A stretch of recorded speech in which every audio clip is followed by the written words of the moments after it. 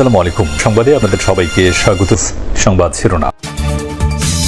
ভূমিকম্পের পর চিহ্নিত ৩০০ ভবনের বিষয়ে ব্যবস্থা নিচ্ছে রাজুক। ঝুঁকি ও করণীয় নিয়ে বিশেষজ্ঞদের সাথে শলা পরামর্শ প্রধান উপদেষ্টা। ক্ষমতায় গেলে গণমাধ্যম সংস্কারে গুরুত্ব দেবে বিএনপি। অপতথ্যমুক্ত সাংবাদিকতা চায় এনসিপি। জনস্বার্থ ও পেশাদারিত্ব বজায় রাখতে দলগুলোর সদিচ্ছা প্রত্যাশা। গুজব অপতথ্যের বিরুদ্ধে দাঁড়ানো এবং জনগণের পক্ষে সাংবাদিকতা আমরা সকলে সমন্বিতভাবে কাজ করব। এই রাজনৈতিক দলগুলো তো আপনার কাউকে পকেটের মধ্যে নিতে চায় না। আপনারা যদি পকেটে ঢুকে যান তখন কিন্তু দ্যাট বিকামস দ্য প্রবলেম।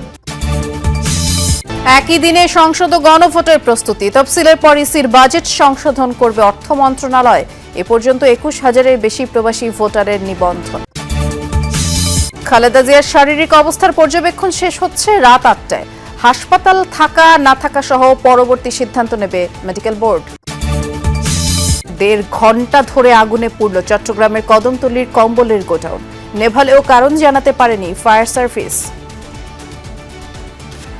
আমরা নিচে ছিলাম, মাল নামাচ্ছিলাম, তখন উপর থেকে দেখছি বেশি বেশি করে ধোঁয়া বের হচ্ছে, চিল্লাচিল্লি হয়ে গেছে। গোডাউনে ঢুকার কোনো চান্স পাই না, তারপর ধোঁয়ার জন্য এখানে যাওয়া যাচ্ছে না। আমরা বাইরে থেকে অনেক চেষ্টা করছি ঢুকার, কিন্তু ঢুকতে পারতেছি না।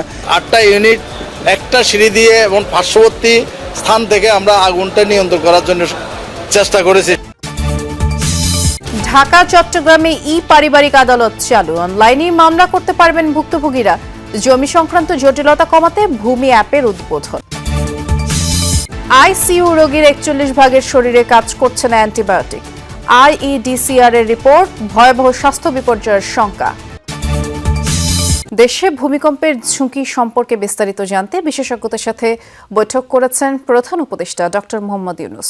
বৈঠকে ভূমিকম্প ঝুঁকি মোকাবেলায় প্রস্তুতি গ্রহণ সংক্রান্ত বিষয়ে আলোচনা হয়। প্রধান উপদেষ্টার কার্যালয়ে অনুষ্ঠিত এই উচ্চ পর্যায়ের বৈঠকে বিশেষজ্ঞ ও সংশ্লিষ্ট কর্মকর্তারাও অংশ নেন। বৈঠকে সম্প্রতি দেশে ভয়াবহ যে ভূমিকম্পের ঘটনা ঘটেছে সে বিষয়কে গুরুত্ব দিয়ে আলোচনা হয়।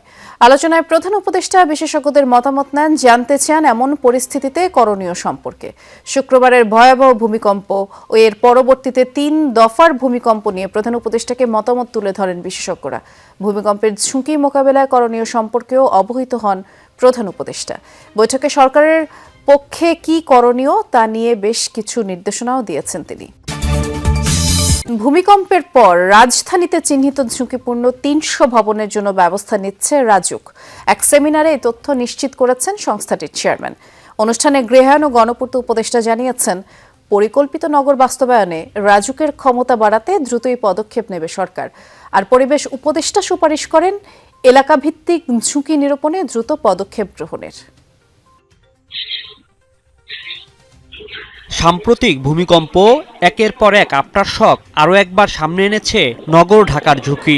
এরই প্রেক্ষিতে রাজধানী উন্নয়ন কর্তৃপক্ষ আয়োজন করে ভূমিকম্প ঝুঁকি হ্রাসে প্রস্তুতি ও করণীয় শীর্ষক সেমিনার ও মতবিনিময় সভা।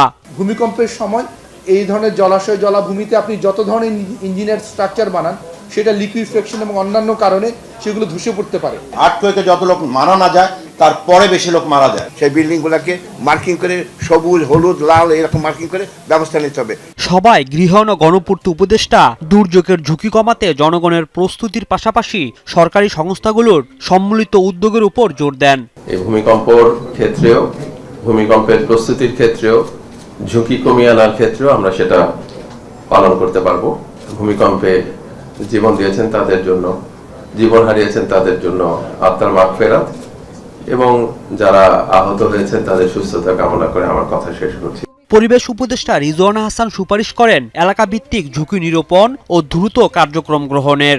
বড় কিছু যে হলেও যেন আমরা প্রস্তুত থাকতে পারি, বড় কিছু যে হতে পারে এটা তো একটা বার্তা আসলো, আমরা যেন প্রস্তুত থাকতে পারি সেটার জন্য সকলেই আমরা রাজুককে এবং অন্যান্য সংস্থাকে সহায়তা করি। অনুষ্ঠানে রাজুক চেয়ারম্যান জানান, পরপর কয়েক দফায় ভূমিকম্পের পর ঝুঁকিপূর্ণ বিবেচনায় ৩০০ ছোট বড় ভবন চিহ্নিত করা হয়েছে। এসব ভবনের জন্য দ্রুত নেওয়া হবে প্রয়োজনীয় ব্যবস্থা। ৩০০-র মতো ভবনকে আমরা চিহ্নিত করতে পারছি।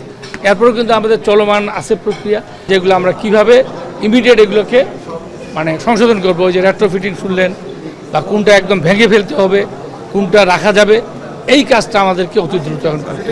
ভূমিকম্প রেজিলিয়েন্স একটা ট্রাস্ট গঠন করে সেখান থেকে আমরা পৃথক একটি কার্যক্রম গ্রহণ করব।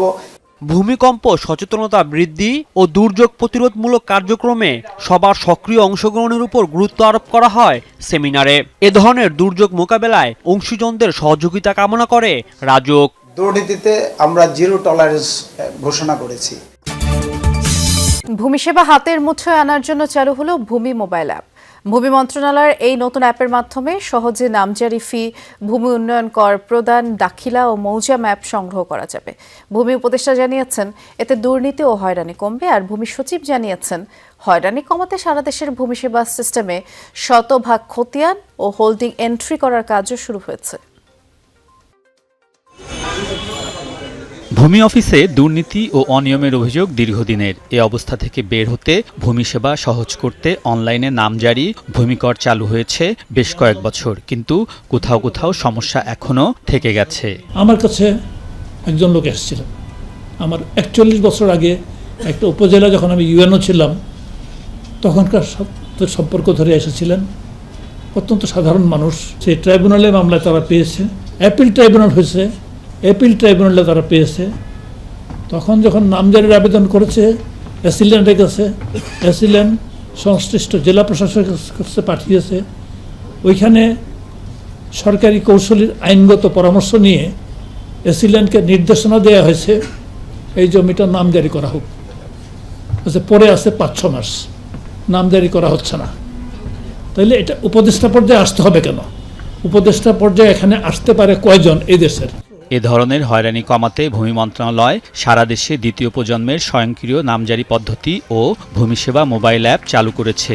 এর উদ্বোধন হলো ভূমি ভবনে। এর মাধ্যমে সেবা প্রত্যাশীদের নির্ভরতা কমবে ভূমি কর্মকর্তাদের ওপর। অনলাইনে নামজারি হওয়ার সাথে সাথে আগের মালিকের খতিয়ান থেকে জমি কর্তন হয়ে নতুন মালিকের খতিয়ানে যুক্ত হবে। এতে জালিয়াতির মাধ্যমে একই জমি বারবার বিক্রির সুযোগ বন্ধ হবে। আবার নামজারির সাথে সাথে স্বয়ংক্রিয়ভাবে হোল্ডিং তৈরি হওয়ায় ভূমি অফিসে ধর্ণা দিতে হবে না। অনলাইনে নতুন চালু করা ভূমি অ্যাপের মাধ্যমে ভূমি উন্নয়ন কর দেয়া যাবে, দাখিলা সংগ্রহ, নামজারি ফি, খতিয়ানের সার্টিফাইড কপি ও মৌজা ম্যাপ সংগ্রহ করা যাবে। এতে দুর্নীতি ও হয়রানি অনেক কমে যাবে বলে আশাবাদী ভূমি মন্ত্রণালয়। ভূমি সেবা বা এলএসএফসি আমরা যখন নির্বাচন করে যখন আমরা চাপ দিব তখন ওই বিভাগ জেলা ওয়ারি বেছে নেওয়া যাবে। এটা জনগণের প্রতি খুবই সহায়ক হবে। এটা যত বেশি ব্যবহার করব আমরা তত বেশি এটা ইমপ্রুভমেন্টের সুযোগ হবে এবং তত বেশি এটা ইউজার ফ্রেন্ডলি হবে। ভূমি মন্ত্রণালয় ইউএনডিপির সহায়তায় সারা দেশে ভূমি সেবা সিস্টেমে শতভাগ খতিয়ান ও হোল্ডিং এন্ট্রি করা এবং ভুল সংশোধনের কাজও শুরু করেছে। এর আওতায় প্রথম জেলা হিসেবে জয়পুরহাটের শতভাগ খতিয়ান ও হোল্ডিংয়ের নির্ভুল তথ্য অনলাইনে উন্মুক্ত করা হয়েছে। দিন শেষে আমরা একটা পেপারলেস ভূমি ব্যবস্থাপনার স্বপ্ন দেখি।